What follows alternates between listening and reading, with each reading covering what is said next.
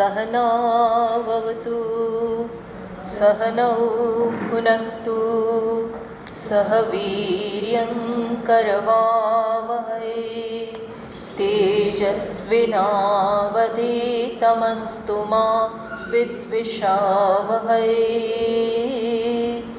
ॐ शान्ति शान्ति शान्तिः। श्रुतिस्मृतिपुराणानाम् आलयं करुणालयं नमामि भगवत्पादं शङ्करं लोकशङ्करं शङ्करं शङ्कराचार्यं केशवं बादरायणं सूत्रभाष्यकृतौ वन्दे भगवन्तौ पुनः पुनः। ईश्वरो गुरुरात्मेति मूर्तिभेदविभागिने व्योमवद्व्याप्तदेहाय दक्षिणामूर्तये नमः।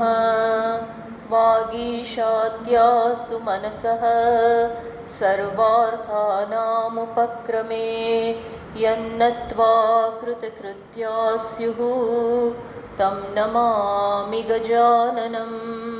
सरस्वती नमस्तुभ्यं वरदे कामरूपिणी विद्यारम्भं करिष्यामि सिद्धिर्भवतु मे सदा। તો આજથી આપણે એક નવું સ્તોત્ર શરૂ કરી રહ્યા છીએ અને એનું નામ છે પ્રાતઃસ્મરણ સ્તોત્ર. આ સ્તોત્ર એ શ્રી શંકરાચાર્યજી દ્વારા વિરચિત છે. શંકરાચાર્યજી તો બધા ઓળખે જ છે. લગભગ 1500 વર્ષ પહેલાં જ્યારે ભારતીય સંસ્કૃતિ નષ્ટપ્રાય થવાના આરા ઉપર હતી ત્યારે શ્રી શંકરાચાર્યજી મહારાજનો આવિર્ભાવ થયો અને એમણે માત્ર શું કહેવાય કે 32 વર્ષમાં જ, પહેલાં તો માત્ર 16 જ વર્ષમાં, પછીથી એમને 16 વર્ષ બોનસ મળ્યા અને એમાં એમણે સમગ્ર સંસ્કૃતિનો પુનરોદ્ધાર કર્યો. અનેક બધા એમણે મુખ્ય કાર્ય તો પ્રસ્થાનત્રયી એટલે કે બધા જ ઉપનિષદ, ભગવદ્ ગીતા, બ્રહ્મસૂત્ર વગેરે ઉપર ભાષ્યની રચના કરી, જેથી કરીને એની સાચી સમજ સમાજને પ્રાપ્ત થાય. કારણ કે એ સમય બહુ જ ખરાબ હતો બધા જ સ્તરે, રાજકીય સ્તરે, સામાજિક સ્તરે,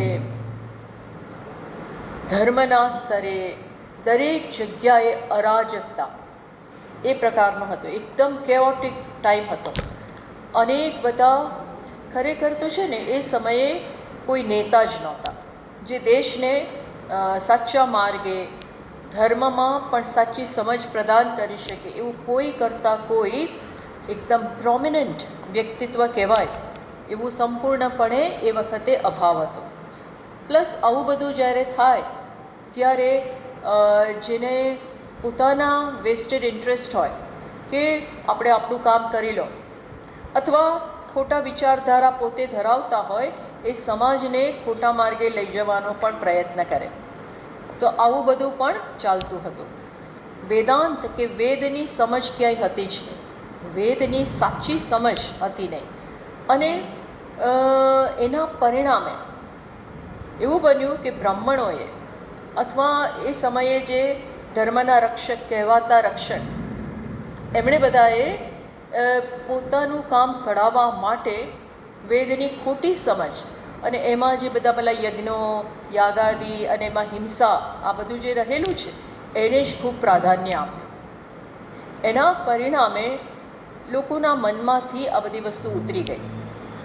પ્લસ એ સમયે સાથે સાથે બૌદ્ધ દર્શન પણ ખૂબ આગળ આવી રહ્યું છે, જૈન દર્શન પણ આગળ આવી રહેલું છે. આ બધા છે સરસ, પણ અહિંસાનો પ્રચાર કરે છે, બહુ સરસ છે. પરંતુ સાથે સાથે એ બધાઓએ વેદને સંપૂર્ણપણે ફેંકી દીધા. શાસ્ત્રોમાં જો ખોટી સમજના અભાવે તમે અમુક વસ્તુ સમજી ન શકો, પણ એમાં જે સર્વશ્રેષ્ઠ રહેલું છે એ તો તમારે સમાજને બતાવવું જ જોઈએ અને એનો સ્વીકાર કરવો જોઈએ. પણ એવું કરવાવાળું પણ કોઈ જ નહોતું. પરિણામે ટૂંકમાં આપણે કહીએ તો સમગ્ર વેદ નષ્ટપ્રાય થયેલો છે. એની આપણી ભારતીય સંસ્કૃતિ, અને ભારતીય સંસ્કૃતિમાં મુખ્ય આવે છે આપણા શાસ્ત્રો, એ જ સંપૂર્ણપણે ફેંકાઈ ગયેલા હતા. આવા સમયે ઘણા બધા મહાત્માઓની અને જે ખરેખર શાસ્ત્રને સમજનારા છે એમની પ્રાર્થનાઓને કારણે ભગવાન શંકર જ શંકરાચાર્ય જ રૂપે અવતાર થયો. એવું કહેવાય છે કે એક કપલ હતું, આર્યંબા અને એમના પતિ, એ મહાન શંકર ભગવાનના મહાન ભક્તો છે. તો ઘણી એમની ઉંમર થઈ ગઈ છે, એમને કોઈ સંતાન જ નથી. પછી એક દિવસ એમના સ્વપ્નમાં ભગવાન આવ્યા, શંકર ભગવાન, કારણ કે હંમેશા શંકર ભગવાનની એ લોકો ભક્તિ કરે છે, અને પૂછ્યું કે તમારે ત્યાં હું પુત્ર રૂપે હું અવતરવાનો છું, પણ તમારી પાસે 2 ચોઈસ છે, 2 વિકલ્પ છે. ક્યાં તો તમે એક એવો સંતાન પસંદ કરો કે જે રાજા બને, પણ એક રાજા તરીકે કંઈ બહુ મહાન સમાજનું કલ્યાણ નહીં કરે, જ્યારે એક બીજો એક એવો નેતા જે ધર્મનો વેદનો ઉદ્ધાર કરશે, વેદની આપણી વૈદિક સંસ્કૃતિનો ઉદ્ધાર કરે, પણ એનું આયુ અલ્પ હશે, અત્યંત અલ્પ આયુનો હશે. તો બંને માતા પિતાએ કોઈ પણ પ્રકારના જાજા વિચાર વગર તરત જ એમની પસંદગી ઉતારી શેના ઉપર કે ભલે અલ્પ આયુ હોય, પણ જો સમાજને સાચા માર્ગે લઈ જનારા હોય તો અમે તો એ જ પસંદ કરીએ છીએ. અને પછી થોડા સમયમાં તરત જ એમના ઘરે આ બાળક અવતરે છે. એટલે શંકરનો પ્રસાદ હોવાને કારણે એમનું નામ શંકર, શંકરમ શંકરાચાર્યમ એટલા માટે જ કહેવાય છે. તો શંકર ભગવાનનો શંકરાચાર્યજીનો ત્યાં અવતાર થયો. ખૂબ આ તો હું એટલા માટે કહું છું કે આ સ્તોત્ર જેનું છે એમના વિશે આપણે થોડી જાણકારી પ્રાપ્ત કરીએ. પછી તો આ સ્તોત્ર શું છે, શેના વિશે છે, શું એનો અર્થ રહેલો છે, આ બધું આપણે વિગતવાર જાણીશું. એટલે શંકરાચાર્યજી ખૂબ જ નાની ઉંમરમાં, એકદમ જ 2.5-3 વર્ષના થયા ત્યાં તો પોતાની માતૃભાષા તો શીખી ગયા. પછી સાથે સાથે આ બધો અભ્યાસ પણ એમનો શરૂ થઈ ગયો. એમના પિતાનું પછી અવસાન થાય છે, એટલે માતા એમને ગુરુકુળમાં મોકલે છે. 2.5-3 વર્ષમાં જ બધું ભણીને આવી ગયા અને ભણાવવા માંડ્યા. આવા 3-4 કે 5 વર્ષનું બાળક હોય એ હજી રમવામાંથી ઊંચું ના આવે, પણ આટલી નાની ઉંમરે આ બધું એમને શીખાઈ ગયું છે. અને પછી તો પોતાના જે બધા નાના બાળકો હોય એમણે ભણાવવાનું પણ શરૂ કરી દીધું. એટલે આટલી બધી એમની વિદ્વત્તા હતી. પછી તો એમણે સંન્યાસ લેવાનું પણ નક્કી કરી નાખ્યું. વિચાર કરો, એટલું બાળક સંન્યાસ લેવાનું નક્કી થઈ ગયું એના મનમાં.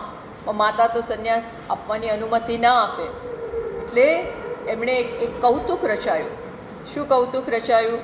તો એક વખતે સ્નાન કરવા ગયા નદીમાં, અને ત્યાં મગરે એમનો પગ પકડી લીધો. તો એમણે તરત જ મિત્રને કહ્યું, જા માને બોલાય આવો હવે, કારણ કે મારું મૃત્યુ થવાનું છે અને મૃત્યુ પહેલાં હું સંન્યાસ લેવા માગું છું. કારણ કે આપણી ટ્રેડિશનમાં, આપણી સંસ્કૃતિમાં માણસ સંન્યાસી થઈને જાય તો એની બહુ સુંદર ગતિ થાય. એટલે કે બસ હવે મૃત્યુ નજીક જ છે તો હું સંન્યાસ લઉં, જાહેર કરું અને માને બોલાવી આવું જલ્દી. માં આવી ગઈ અને એમણે કહ્યું કે બસ હું જાઉં છું, મને સંન્યાસ માટે અનુમતિ આપ. અને એમણે જાહેર કરી દીધું પંચમહાભૂતોની સમક્ષ કે હું સંન્યાસ ગ્રહણ કરું છું. અને માએ હા પાડી દીધી, કારણ કે એને માને થયું કે બસ હવે બાળક જઈ જ રહ્યું છે તો પછી સંન્યાસી બનીને જાય તો સારું. જેવું આ જાહેર થયું કે તરત જ પેલો મગરે પગ છોડી દીધો. એનો સિમ્બોલિક અર્થ એવો થાય કે સંસાર ક્યાં સુધી પકડે છે, સંસાર રૂપી ગ્રાહ ક્યાં સુધી જીવને પકડે જ્યાં સુધી સમજ પ્રાપ્ત થઈ. બાકી કોઈ સંસાર નામની કોઈ વસ્તુ નથી.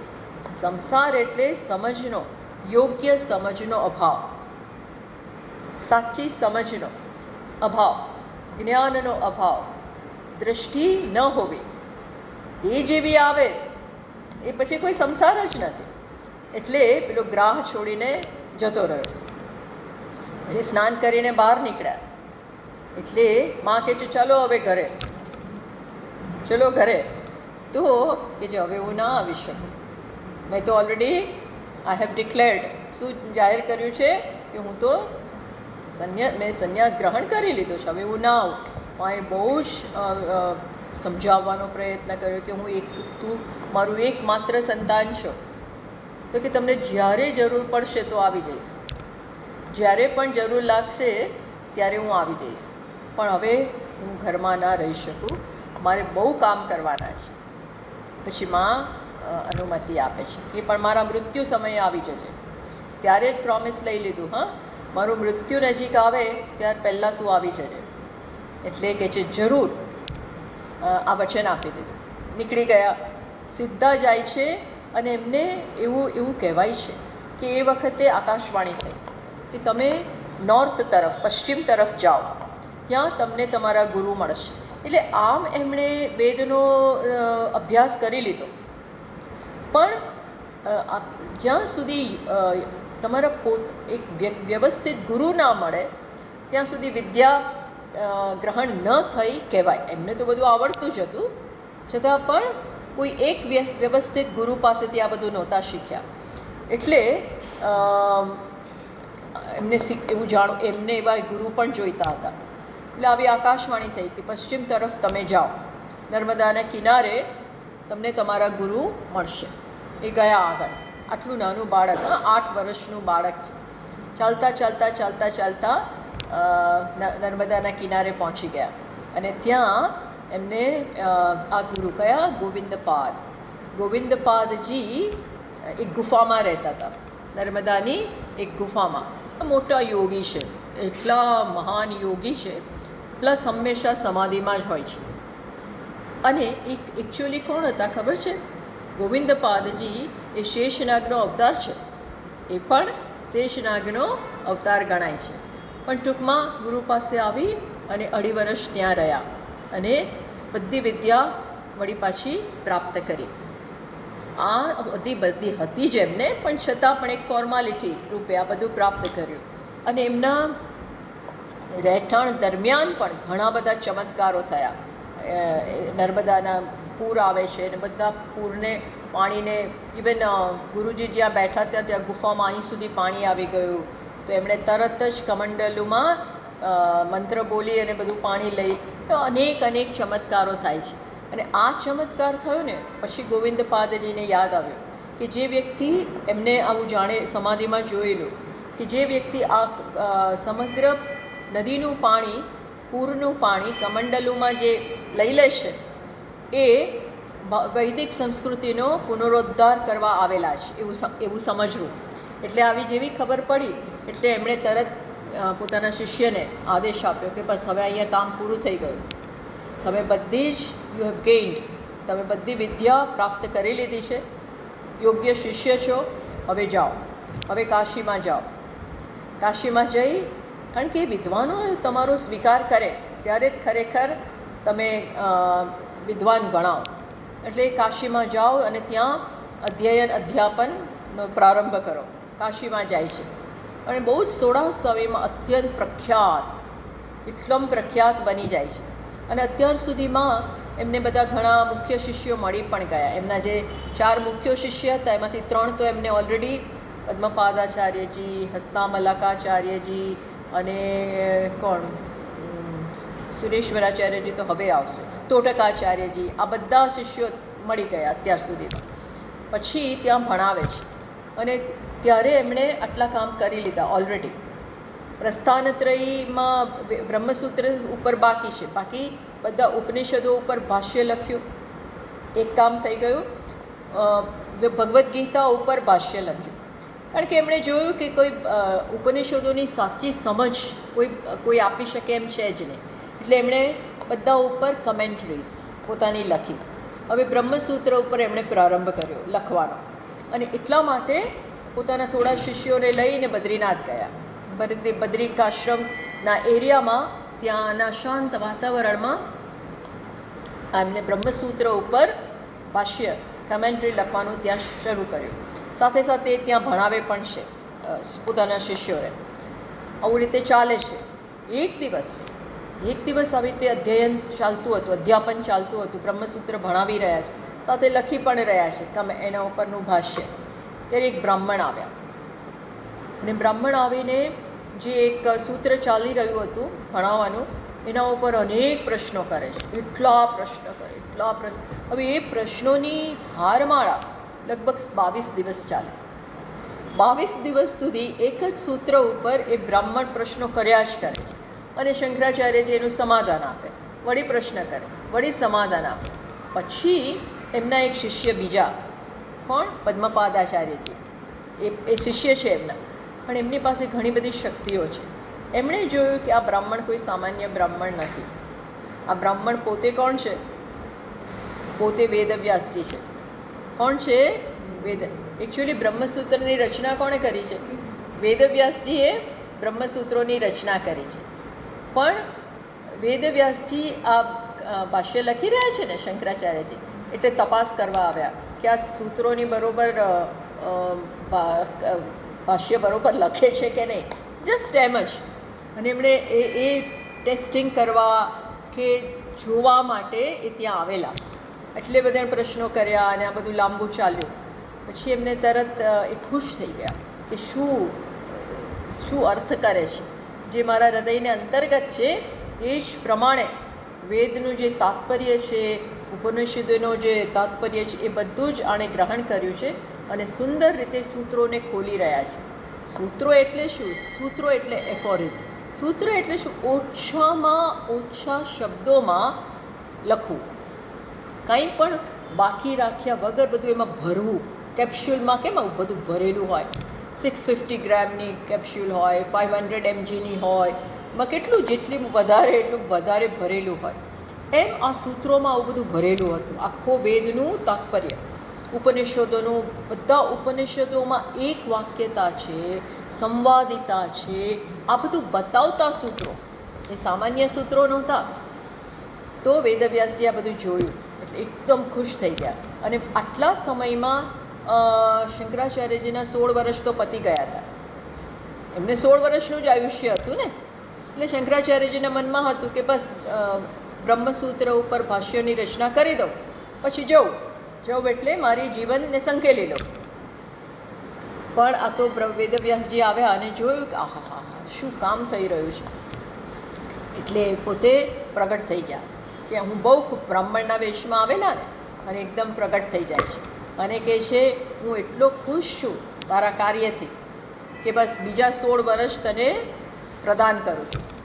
બીજા 16 યર્સ એમને આપ્યા. આમ કેટલા? હવે તું નીચે જા, આખા દેશમાં હવે અહીં બેસી રહેવાનું બંધ, હિમાલય છોડો અને આખા દેશમાં ફરો, પદયાત્રા કરો, અને આપણી જે સંસ્કૃતિ છે એનો સંદેશો બધે જ પહોંચાડો. આ કામ કરવાનું છે. જરૂર હતી, અત્યંત જરૂર હતી. હિન્દુ સંસ્કૃતિ, હિન્દુ શાસ્ત્ર, એને કેમ એની ખોટી સમજને કારણે આ બધા ક્યાંય કોઈ માર્ગદર્શન નથી તો કે આ કાર્ય તમે કરો બસ.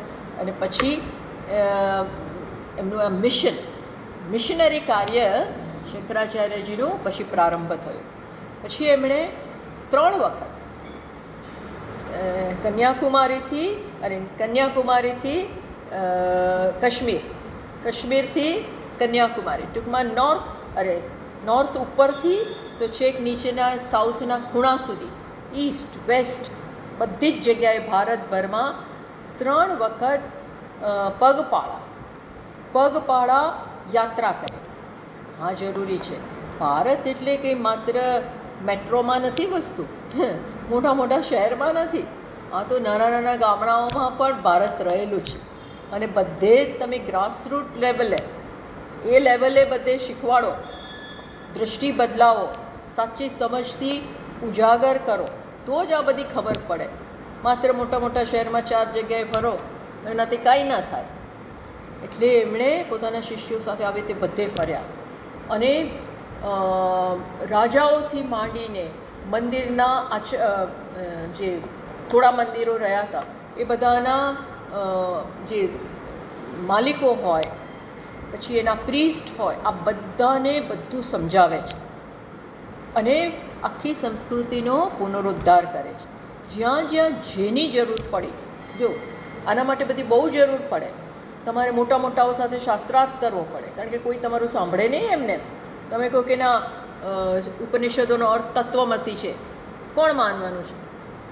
બધા ના માને કે ના, તો એ અર્થ નથી સાચો. સાચો અર્થ શું? તું તેનો છે, તું તેનો અંશ છે. આવું જ બધું પ્રવર્તમાન હતું. એટલે આ બધું એક મોટા આચાર્યો સાથે તમારે કામ પાર પાડવું પડે, એમની સાથે શાસ્ત્રાર્થ કરવો પડે. એમને શાસ્ત્રાર્થ એટલે એવું નહીં કે હું તમારાથી સાચો, હું તમારાથી વધારે એવું કોઈ માનવાનું નથી. કોઈનાથી નીચે ઉતરવા તૈયાર નથી. આપણે ઘરમાં કહીએ હું એક જ સાચો, તમે બધા મારી વાત માનો, એ નો બડી ઇઝ ગોઈંગ ટુ બિલીવ. એ કોઈ તૈયાર નથી. તમે એ પુરવાર કરો, પ્રેમથી સમજાવો, પ્રેમથી અન્યને તમારા બનાવો, તમારી દૃષ્ટિ બતાવો, ત્યારે આ બધું કામ થાય. એમણે આવી રીતે મોટા મોટા આચાર્યો, ધર્મના આગેવાનો અને જુદી જુદી દૃષ્ટિને વરેલા જે બધા લોકો હતા, એકને સમજાવ્યું અને બધા એમની સમજાવટને પરિણામે એટલા કન્વિન્સ થઈ જાય કે આપોઆપ આ ધર્મનો પુનરુદ્ધાર, સંસ્કૃતિનો, આ સમજનો પુનરુદ્ધાર એની જાતે થવા માંડ્યો. આ બધું તો કામ કર્યું. પછી આપણા દેશમાં એ વખતે તંત્ર બહુ હતું. શું હતું? આજે બી બહુ છે. તંત્ર ખરાબ નથી. તંત્ર ઇટસેલ્ફ ખરાબ વસ્તુ નથી, એનો સારો ઉપયોગ પણ છે. પણ દરેક વસ્તુ છે ને, તમે જો તમારી સમજ યોગ્ય ન હોય તો ખરાબ રીતે પણ ઉપયોગ થાય. તો એ જમાનામાં તંત્રનો બહુ ખરાબ ઉપયોગ થતો હતો. આજે બી થાય જ છે, બહુ થાય છે. પણ તંત્ર એટલે શું છે? એમાં બધી એકદમ હીન કક્ષાની બધી દેવીઓ હોય, એ બધાને ખુશ કરવાનો પ્રયત્ન હોય. એકદમ વિકરાળ બધા રૂપ હોય, એને જુદી જુદી વસ્તુ પ્રદાન કરી અને એને ખુશ કરવાનો, ટૂંકમાં તંત્ર. એમાં લોકોને મૂઠ મારવી ને કોઈનું બગાડવું, આ બધું તંત્રના ઉપયોગ છે. We should no this. આ બધું, અને એ બહુ જ પ્રવર્તમાન હતું, અત્યંત પ્રવર્તમાન હતું. અને આવું જ્યારે હોય ને, ત્યારે સમાજના સારા લોકો જે હોય એ ધર્મથી એને સમજ ના પડે, એટલે એ આ બધાથી વિમુખ થઈ જાય. એટલે શંકરાચાર્યજીએ શું કર્યું? શંકરાચાર્યજી આપણે કહેવાય એની ભગવાન ભાષ્યકાર બોલવું જોઈએ, પણ એમણે શું કર્યું કે આ બધું હટાવી દીધું, બધી જ વસ્તુ લગભગ દૂર કરી નાખી. અને વિકરાળ બધી દેવીઓ ને તંત્રના બધા અઘોરીઓ હોય ને બધું ગમે તેવું કાર્ય કરતા હોય ને, એ બધાના દૂર કરી અને એકદમ સૌમ્ય દેવીઓના સ્વરૂપ પ્રસ્થાપિત કર્યા. સૌમ્ય માં માનું સ્વરૂપ હોય. તમે બીજું બધી આપવાની વસ્તુ ના, બલિ ચડાવો ને આ કરો ને તે, આવું બધું ના હોય. બાકી તંત્રમાં આવું બધું હોય, બધું બંધ કરાવી દીધું. અને મોટા મોટા આપણા દેશના મંદિરો, રામેશ્વર સાઉથથી માંડીને આ બાજુ દ્વારિકા, ઈસ્ટમાં પુરી, પછી નોર્થમાં બદ્રિકાશ્રમ, કેદારનાથ, અને વચ્ચેના બધા જ મોટા મોટા મંદિરોમાં ફરીથી પ્રાણ પ્રતિષ્ઠા કરાવડાવી. કારણ કે બધું ખંડેર જેવું થઈ ગયેલું, ખોટું. આમ કોઈ આમ યોગ્ય રીતે એને સંભાળવાવાળું કોઈ હતું જ નહીં. એટલે જ્યાં જ્યાં એમણે આવું જોયું એ બધા મંદિરોને ફરીથી શું કહેવાય, પ્રાણ પ્રતિષ્ઠા કરાવી, રેનોવેશન કરાવડાવ્યું અને બધું પુનઃસ્થાપિત કર્યું બધું જ. અને યોગ્ય પ્રીસ્ટ શાસ્ત્રીઓ બ્રાહ્મણો ત્યાં પ્રસ્થાપિત કર્યા કે યોગ્ય રીતે જ પૂજા થવી જોઈએ, આ પૂજાની પદ્ધતિ, અને આ બધું જાણવું પડે. પૂજાઓને એ બધું ગમે તેવું થતું હોય તો પણ એ દેવતા પુષ્ટ ના થાય, એટલે એ બધું એમણે સ્થાપિત કર્યું. સાથે સાથે એમનું આ લખવાનું કાર્ય તો ચાલુ જ છે, દેશભરમાં ફરી રહ્યા છે. ઉપનિષદો ઉપર ભાષ્ય, ગીતા ઉપર ભાષ્ય, બ્રહ્મસૂત્ર પર ભાષ્ય અને અનેક પ્રકરણ ગ્રંથો રચ્યા, સ્તોત્રો રચ્યા. કેટલાય સ્તોત્ર અઢળક, બધાય દેવતાઓ ઉપર. એવું નહીં કે માત્ર કૃષ્ણ ઉપર, શિવ ઉપર અને દેવી ઉપર અને ગણેશ ઉપર ને બધા કેટલાય દેવતા ઉપર સ્તોત્ર રચ્યા. કેમ? કારણ કે માણસને એની જરૂર છે. સાથે સાથે આવા નિધિધ્યાસનના ધ્યાનના સ્તોત્રોની પણ રચના કરી. બસ અત્યાર સુધીમાં એમને પોતાના ચારેય શિષ્યો પ્રાપ્ત થઈ ગયા છે. મુખ્ય ચારેયને 4 દિશામાં સ્થાપિત કરી દીધા. ચારેય શિષ્યોને એક દિશામાં સ્થાપિત કર્યા અને મઠ સ્થાપિત કર્યા. શેના માટે? કારણ કે હવે એમનો જીવન લીલા સંકેલવાનો સમય આવી રહ્યો છે. જી યોગ્ય, જે દૂરનું વિચારનારા હોય ને, રિસ્પોન્સિબલ વ્યક્તિઓ હોય, એ મારા પછી શું થશે, મારા પછી, અથવા કેવી રીતે આજે બધું આપણે કર્યું એ કેમ સંચવાઈ રહે, આ જોવાની પણ એક જવાબદાર વ્યક્તિની જવાબદારી હોય છે. ઘરના માતા પિતા હોય સરસ, અથવા પિતા હોય સરસ બિઝનેસ ઊભો કર્યો હોય, તો દરેક પિતાને એવું થાય ને કે ભાઈ મારા પછી આ કોણ સંભાળશે, એવું એક વ્યવસ્થા કરે, એ બધું પ્લાનિંગ કરવું પડે. એમ શંકરાચાર્યજી આ ચારેય દિશાઓમાં આ ભારતભરનું આવડું એમણે જિંદગીભરનું જે આ કામ કર્યું એ એવું ને એવું રહે, આગળ વધે, સંસ્કૃતિ સંચવાય, એટલા માટે ચારેય દિશામાં પોતાના 4 યોગ્ય શિષ્યોને સ્થાપિત કર્યા. અને પછી કહ્યું કે બસ હવે હું જઉં છું. એટલે એ ગયા કેદારનાથ તરફ, અને કે છે હવે મારે જીવનની લીલા. એ પહેલાં એમને ઘોષિત પણ કરવામાં આવ્યા કે આમના જેવું કોઈ છે નહીં. ટૂંકમાં બધું જ એમણે કરી લીધું. પછી જાય છે અને શિષ્યોને કહે છે હવે હું જવાનો છું. ત્યારે શિષ્યોએ ફરી પાછું વિનંતી કરી કે છેલ્લો એક ઉપદેશ આપો, પછી જાઓ. તો એમણે કયો ઉપદેશ આપ્યો? સાધન પંચકમ. સાધન પંચકમ નામનું સ્તોત્ર છે ને, એમાં 5 શ્લોકમાં એમણે આખું પોતાનું ફરી સમજાવ્યું અને પછી એ જતા રહે છે. ટૂંકમાં આ છે સંક્ષિપ્ત શંકરાચાર્યજીનું જીવન. જીવન કહો, કવન કહો, એ આ છે. એમણે અનેક સ્તોત્રોની રચના કરી છે. હવે આ જે સ્તોત્ર આપણે કરવાના છે, કયું સ્તોત્ર? પ્રાતસ્મરણ સ્તોત્રમ. એ પ્રાતઃકાળે આ ધ્યાનપરક સ્તોત્ર છે. કેવું છે? ધ્યાન. પણ ધ્યાનમાંય તમે બધા તો જાણો છો, ધ્યાન એ મુખ્યત્વે 2 પ્રકારના હોય. ધ્યાન 2 પ્રકારનું હોય. તો એમાં એક ધ્યાન છે કે મારાથી જે અલગ વિષય છે, મારાથી અલગ જે ધ્યેય વિષય છે, જે ભગવાન હોય, મૂર્તિ હોય, કોઈ સિમ્બોલ હોય, ઓમકાર હોય કે પછી સ્વસ્તિક હોય કે કંઈ પણ, માત્ર તમે ભગવાનની સામે જોઈને ધ્યાન કરતા, આ બધું ધ્યાન છે ને એ સગુણનું ધ્યાન છે. તમારાથી અલગ વિષયનું ધ્યાન છે, જેમાં ધ્યાતા એટલે કે ધ્યાન કરનાર અને ધ્યાનનો વિષય અલગ હોય છે. સમજજો, કોણ હોય છે? એ બંને અલગ હોય. આ એક પ્રકારનું ધ્યાન. બીજું ધ્યાન કેવું છે? બીજું જે ધ્યાન છે એ કેવું ધ્યાન હોય છે? જેમાં ધ્યાનનો વિષય પોતાનાથી અલગ ના હોય. એ જુદું ધ્યાન. એ શેનું ધ્યાન? નિર્ગુણનું ધ્યાન. એટલે 2 ધ્યાન, 2 ધ્યાનના 2 પ્રકાર. એક કેવો પ્રકાર? સગુણનું ધ્યાન, જેનો વિષય મારાથી અલગ છે. ધ્યેય વિષય ભગવાન હોય. ધારો કે હું મુરલી મનોહર કૃષ્ણચંદ્રનું ધ્યાન કરતી હોઉં, તો એમના ગુણનું, એમના માધુર્યનું, એમના રૂપનું આપણે ધ્યાન કરીએ. રામચંદ્રજીનું ધ્યાન કરતા હોઈએ, દેવીનું ધ્યાન કરતા હોઈએ, ઘણીવાર આપણે એક મંત્રનું ધ્યાન કરતા હોઈએ. ગાયત્રી મંત્ર લીધો હોય, ઓમકાર લીધું હોય, કંઈ પણ સતત એનો જપ કરી એને પણ ધ્યાન કહેવાય.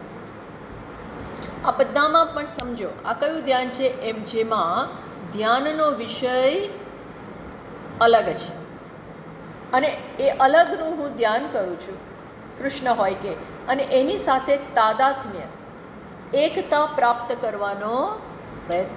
અને આવા મોટા મોટા આવા જે આવી રીતે ધ્યાન કરનાર હોય શુદ્ધ ચિત્તથી, પૂર્ણ ભક્તિથી આવું ધ્યાન કરે ને તો ધીમે ધીમે ધીમે એ ધ્યેય વિષય સાથે તદાકારતા પ્રાપ્ત કરે, એની સાથે તદાકારતા આવતી જાય. પણ આ ધ્યાનનો વિષય કેવો છે? જેમાં ધ્યાનનો વિષય મારાથી અલગ છે, આ યાદ રાખજો. હવે આપણે આવીએ બીજી પ્રકારના ધ્યાનમાં. કયું ધ્યાન? જેમાં ધ્યાનનો વિષય આપણાથી અલગ નથી, નોટ ડિફરન્ટ ફ્રોમ અસ, આપણાથી અલગ નથી. એ કેવું ધ્યાન? એ શેનું ધ્યાન હોય? મારું જ ધ્યાન હોય તો ને. હું જ મારાથી અલગ નથી, બીજા તો બધા અલગ જ છે. મારાથી અલગ કોણ ના હોય? હું પોતે જ. બીજી તો ગમે એવી નજીકની વ્યક્તિ હોય પણ અલગ, મારાથી તો ડિફરન્ટ ને.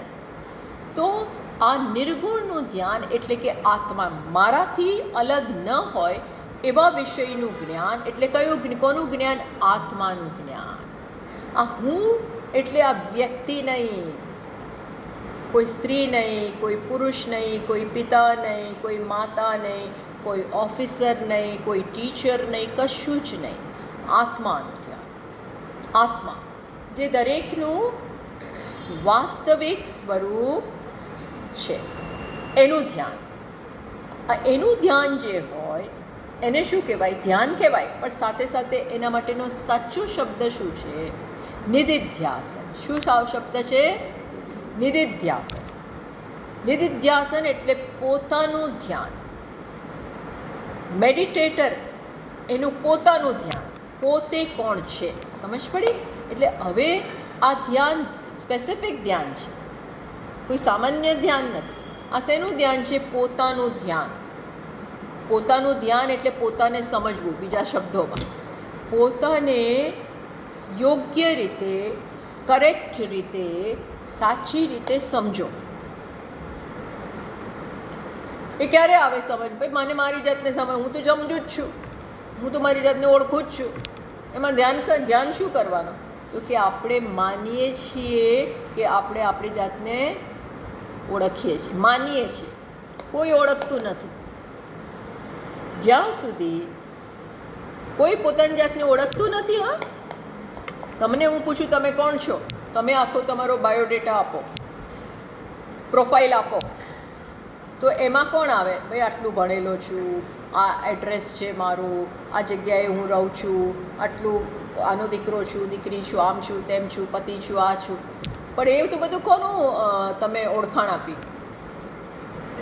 આધાર કાર્ડમાં બધું લખ્યું હોય ને, એમાં તો તમારે આધાર કાર્ડની જ જરૂર, બીજા કશાની જરૂર નથી. પણ એ તો કોનું છે? આ દેહનું, આ વ્યક્તિનું. એ કંઈ સાચું નથી. એ આપણી સાચી પરમેનન્ટ ઓળખ છે નથી. પરમેનન્ટ શું? એક થોડી થોડી વારે આ તો બધું બદલાય છે, તો એ નહીં.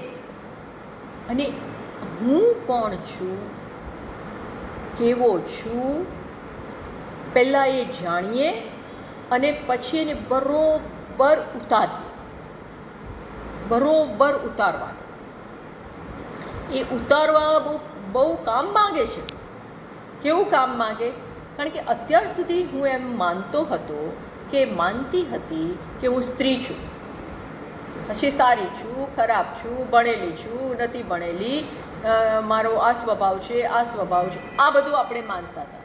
હવે ધારો કે શાસ્ત્ર પાસેથી કે ગુરુ પાસેથી અભ્યાસ કરવાને કારણે હુંની સાચી સમજ પ્રાપ્ત થઈ, પણ હવે ભૂલાઈ જાય છે.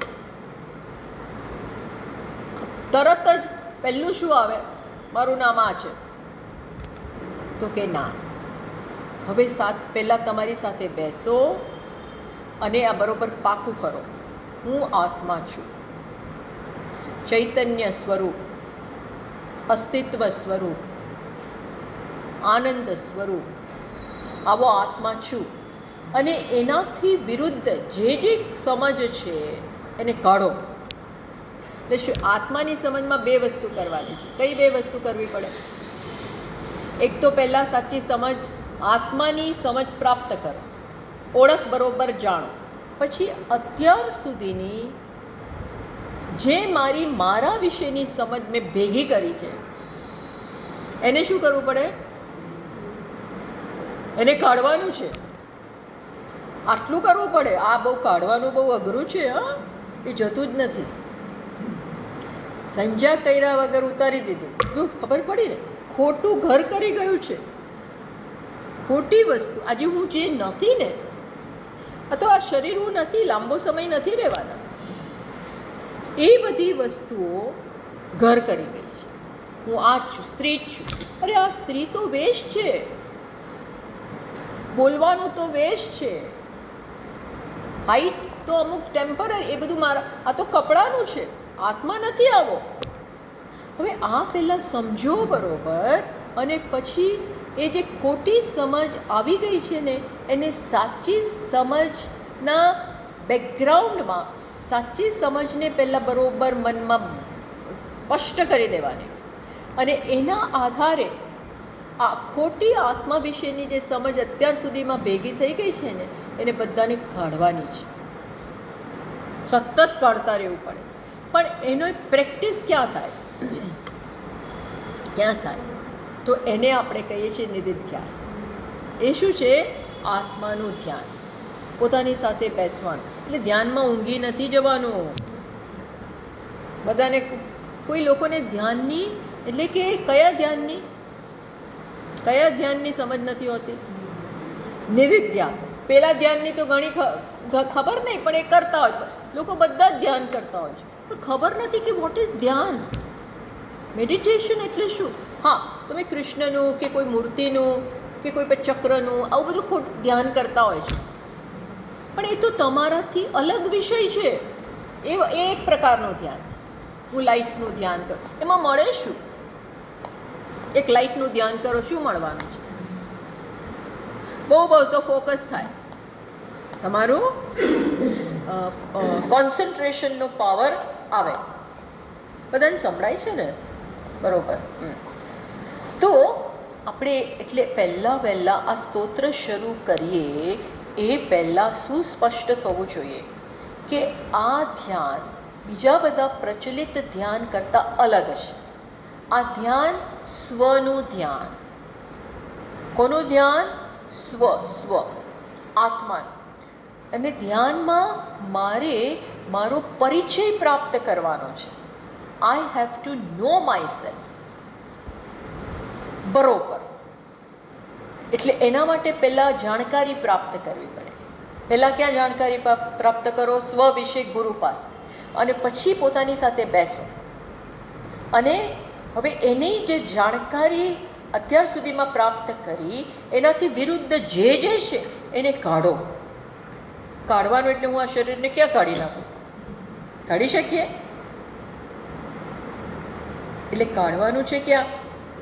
બુદ્ધિમાંથી કાઢવાનું. આ બધું બહુ સૂક્ષ્મ કામ છે. હા, બહુ સૂક્ષ્મ અને ઇન્વોલ્વડ પ્રકારનું આ કામ છે. એટલે ધ્યાનમાં છે ને, તમે બહુ સજાગ હોવા જોઈએ. બહુ એલર્ટનેસ, સજાગતા માગે છે, એલર્ટનેસ માગે છે, ફોકસ માગે છે, પ્લસ રસ માગે છે. નહીંતર જેવી આંખ બંધ કરી કે આપણે ઊંઘી જવાના છે, એ મનને ટેવ પડી ગઈ છે, ડલનેસ આવી ગઈ છે. એ તમસ નહીં ચાલે. એ શું છે? તમસ. તો એ ટાઈમ ગયો, બીજું કશું નથી. એ ટાઈમ આપણો જતો રહે છે. આપણને એમ થાય કે આપણે એવું ધ્યાનમાં, પણ શું ધ્યાનમાં કંઈ ખબર પડી તમને? નથી એ ખ્યાલ. એટલા માટે આના માટે બહુ કામ કરવું પડે. એટલે એ પ્રકારના ધ્યાનની અહીંયા ચર્ચા થવાની છે. કયા પ્રકારની ધ્યાન? નિધિધ્યાસ, સ્વનું ધ્યાન. Meditation on the very meditator. ધ્યાન કરનારનું છે એનું ધ્યાન. એટલે હું કોણ છું, હું કોણ છું એવું પૂછ્યા નહીં કરવાનું. બેસીને પૂછ્યા કર, કોઈ જવાબ નથી આપવાનો, કોઈ જવાબ આપવાવાળો નથી. તમારે પહેલાં એ જાણી લેવું પડશે. ગુરુ પાસે જઈ, અને એ તો બધાને ઉપનિષદોનો અભ્યાસ છે જ, પણ એટલે આપણે પહેલાં આત્માની જાણકારી પ્રાપ્ત કરીશું કે આત્મા કોણ છે, કેવો છે. એના વગર જીવનમાં બધું ઝીરો. સ્વને જાણ્યા વગર, કારણ કે હું જાણું છું નહીં કે હું કોણ છું, પછી મારા વિશે બધા નિર્ણયો કરું. મારો તો સ્વભાવ એટલો ખરાબ છે. એ જાત જાતના આપણે નિર્ણયો કરીએ. ઘણા લોકો અભિમાની હોય, ઘણા લોકો ક્રોધી હોય, ઘણા લોકો બહુ વાતે વાતે ચીડાઈ જતા હોય, ઘણા લોકો ડિપ્રેશનમાં આવી જતા હોય, ઘણા લોકોને પૈસાનું અભિમાન હોય, ઘણા લોકોને પોઝિશનનું અભિમાન. જાત જાતનો સ્વભાવ હોય છે ને, જાત જાતનો સ્વભાવ. એ બધું શું બતાવે છે? બધું શું બતાવે છે? હું જે નથી એને પકડી રાખ્યું છે, હે ને? હું જે નથી એ મારા મગજમાં ઘૂસી ગયું છે અને હવે જતું જ નથી. તો કે ના, હવે પહેલાં તો આત્મા વિશે યોગ્ય સમજ પ્રાપ્ત કરો અને પછી ઘૂંટો, એનાથી વિરુદ્ધ કાઢતા જાઓ. શું છું એને સ્થાપિત કરો અને શું નથી એને રિમૂવ કરો. આ કામ કરવાનું છે. એ એટલી હદ સુધી થવું જોઈએ. ક્યાં સુધી થવું જોઈએ? જ્યાં સુધી પછી કરવું જ ના પડે, સહજ બની જાય. પછી મારી સાથે બેસવું ના પડે. મને સ્પષ્ટ હોય કે હું આ છું, પતી ગયું. પછી ભલે ને આ શરીર હોય, મન હોય, બુદ્ધિ હોય, છતાં પણ એના કોઈ ગુણને હું મારી સાથે એનું તાદાત્મ્ય કરતો. ભલે શરીર છે, મારું એક નામ હોય, પર્સનાલિટી હોય, ભલે, પણ હું એમ ના માનું કે આ મારું છે, કરનારો હું છું, બોલના, એવું બધું હું માનું નહીં. તો આ પ્રકારના ધ્યાનની અહીંયા ચર્ચા છે. આ સ્પષ્ટ હોવું જોઈએ કે કયું ધ્યાન આપણે કરવાના છીએ. એટલે આ ધ્યાનને શું કહેવાય? નિધિધ્યાસન. એટલે આપણે પહેલો આ સ્તોત્રને સમજીશું, પછી એને એ પ્રકારે ધ્યાન પણ કરાવીશું. પતી જાય ને સ્તોત્ર, પછી આપણે 1-2 સેશન એવા રાખીશું પણ ખરા. પણ આજે માત્ર એક આટલી માહિતી હું આપી દઉં કે ધ્યાન માટે જરૂરી છે સૌથી પહેલાં તો માઇન્ડને ફ્રેશ રાખો. માઇન્ડ ફ્રેશ હોવું જોઈએ. એના માટે જરૂરી પહેલાં ઊંઘ લઈ લેવાની. હા, ફ્રેશ હોવા જોઈએ. તબિયત એ સારી ના હોય તો બહુ ચિંતા નહીં કરવાની, પણ ફ્રેશ હોવા જોઈએ. પ્લસ થોડુંક સરખી રીતે બને એટલા આપણે સ્વસ્થતાથી બેસી શકતા હોવા જોઈએ. સ્વસ્થતા બને એટલા. જરૂર પડે તો તકિયા બકિયા રાખવાના પાછળ, પણ આપણી બેક સીધી હોય. અને at least if not more 40 minute, વધારે નહીં તો 40, હું તો કહું કે અડધી કલાકે તમે ઝોકા આવ્યા વગર સ્વસ્થતાથી આંખ બંધ કરીને બેસી શકતા હોવા જોઈએ. અને એમાં બહુ ફર નહીં. થોડી વાર આમ કર્યું, થોડી વાર આમ કર્યું, થોડી વાર આમ થયું, થોડી વાર આમ થયું. આ બધું બને એટલું ઓછું, બને એટલું ઓછું. એકદમ રિજિડ આપણે નથી રહેતા. પ્લસ આંખો બંધ કરીએ, હાથ બાથ બરોબર એની જગ્યાએ મૂકી દઈએ અને મનને શાંત, સૌથી પહેલાં મનને શાંત કરવું પડે. એ શાંત કરવાના ઘણા ઉપાયો છે. એક ઉપાય તો છે પ્રાણાયામ. પ્રાણાયામ એટલે આપણે ડીપ બ્રીધિંગ કરીએ. બહુ બીજું બધું મોટું ના આવડે તો ડીપ ઊંડા શ્વાસ લઈએ અને છોડીએ. ઊંડો શ્વાસ લઈએ અને રિધમ પ્રમાણે એને છોડીએ. આવું કરવા માત્રથી પણ મન શાંત થઈ જાય. એટલે એ પણ કરાય. સાથે સાથે થોડું ભગવાનનું નામ લેવાનું, પ્રેમથી. પ્રેમથી, ભક્તિભાવથી. કારણ કે હું જે આત્માને ઓળખવા જઈ રહ્યો છું એ ભગવાન છે. એ જ ઈશ્વર જ મારો આત્મા છે. તો ઈશ્વરની કૃપા જોઈએ. શું જોઈએ?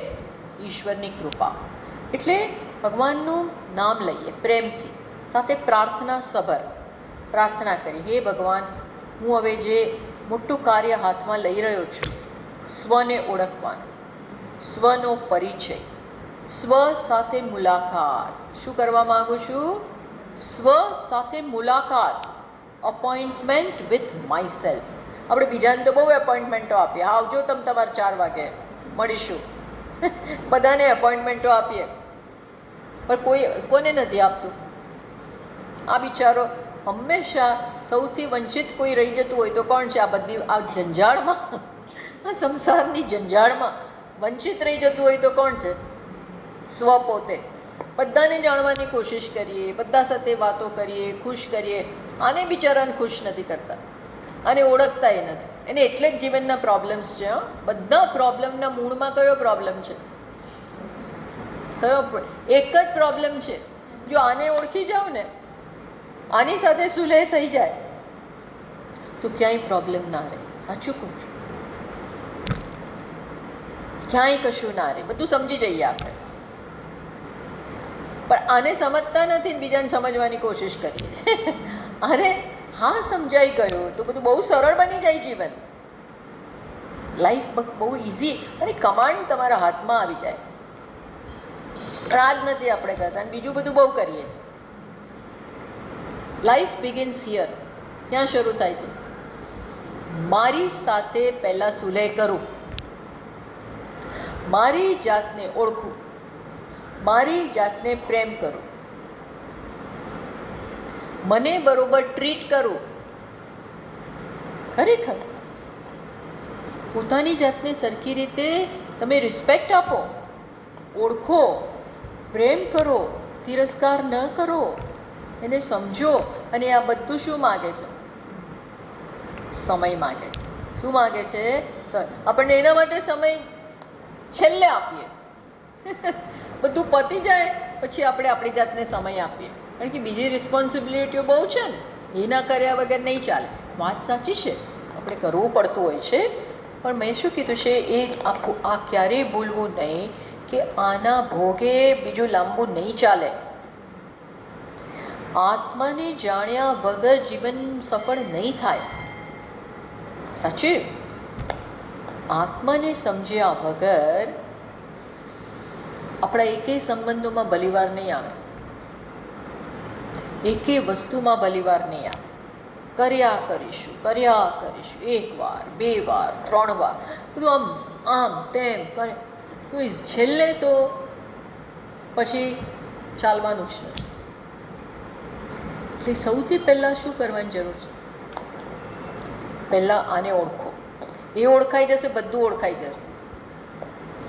એટલે આને જીવનમાં શું આપવાની જરૂર છે?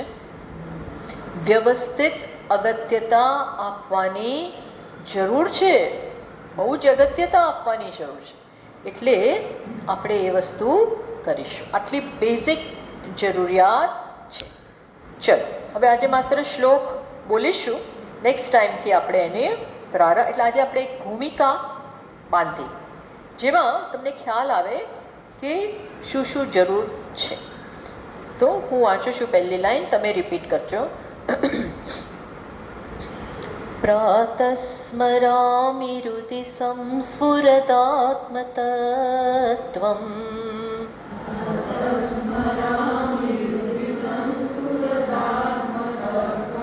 સચ્ચિત સુખમ પરમહંસ ગતિમ તુરીયમ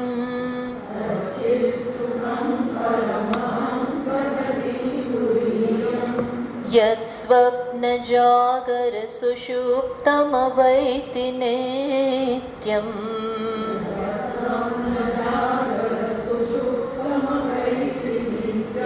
તદ્બ્રહ્મ નિષ્કલમહં ન ચ ભૂતસંગઃ.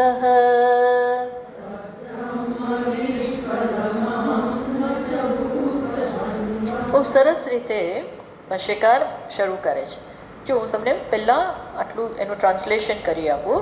પ્રાતસ્મરામી, કયા સમયે આ કરીએ છીએ? આવતા વખતે એ પણ ચર્ચા કરી. આ સમય કયો પસંદ કરીએ છીએ? આઈડિયલી સ્પીકિંગ વહેલી સવાર. બહુ હવે વહેલું ના ઉઠાતું હોય તો ઊંઘ લીધા પછી એ ધ્યાનમાં રાખ. You should be fresh. અને બેસ્ટ ટાઈમ તો છે જ સવારનો, કારણ કે એ સમયે પોલ્યુશન નથી, ફ્રેશનેસ છે, બીજો બધો ક્લેશ, હજી એટલો બધો કાર્ય અને બધું એકદમ શરૂઆત નથી થઈ. પ્લસ આપણે સૂઈને ઉઠ્યા છીએ, ઊંઘ લીધી હોવાને કારણે આપણું માઇન્ડ સાત્વિક છે, ફ્રેશ છે. અને સૌથી અગત્યનું છે સવારનો સમય એવો છે, સવારના સમયમાં પોતાનામાં એવી શક્તિ છે. જેટલો વહેલો સમય એટલી વહેલી પ્રભાવ એવો છે કુદરતનો જ, સાત્વિકતા છે. એટલે એ સાત્વિકતા મારા મનને બહુ હેલ્પ કરે, આજુબાજુની સાત્વિકતા.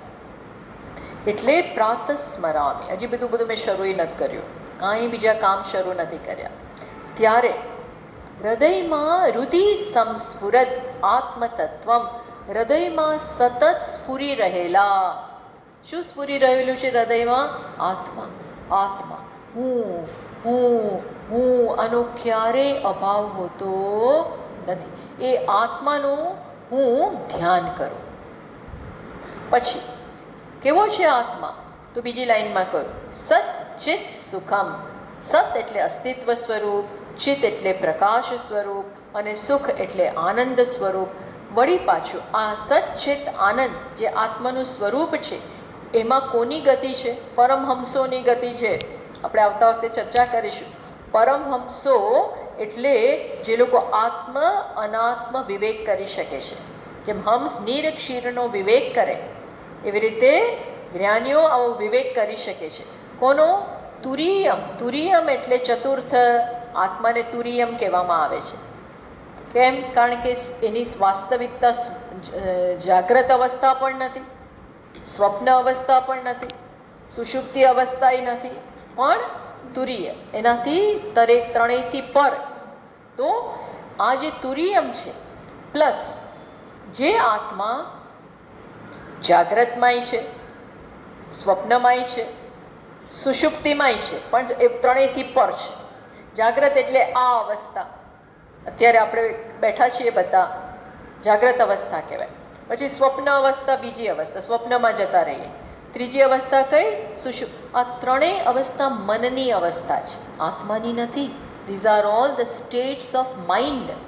માઇન્ડની અવસ્થા છે, મનની. તો જાગ્રતમાં પણ છે ખરો આત્મા, સ્વપ્નમાંય છે ખરો, સુષુપ્તિમાંય છે ખરો.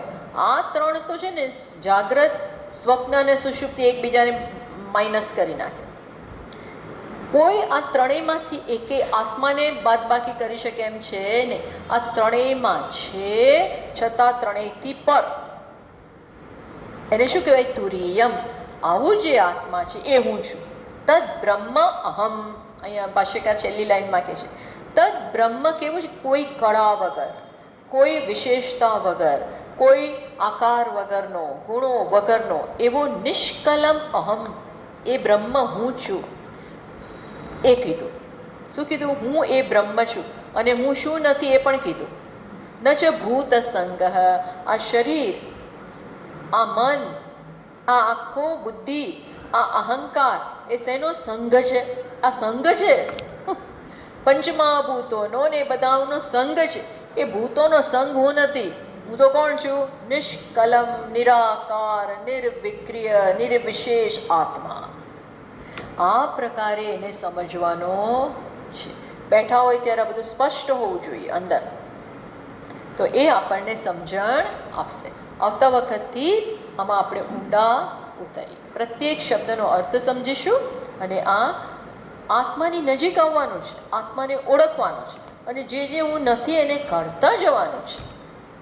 કાઢતા જવાનું છે એટલે આમ કાંઈ બહાર ફેંકી નહીં શકાય, હાથને બહાર મૂકો, મનને બહાર મૂકો, નો.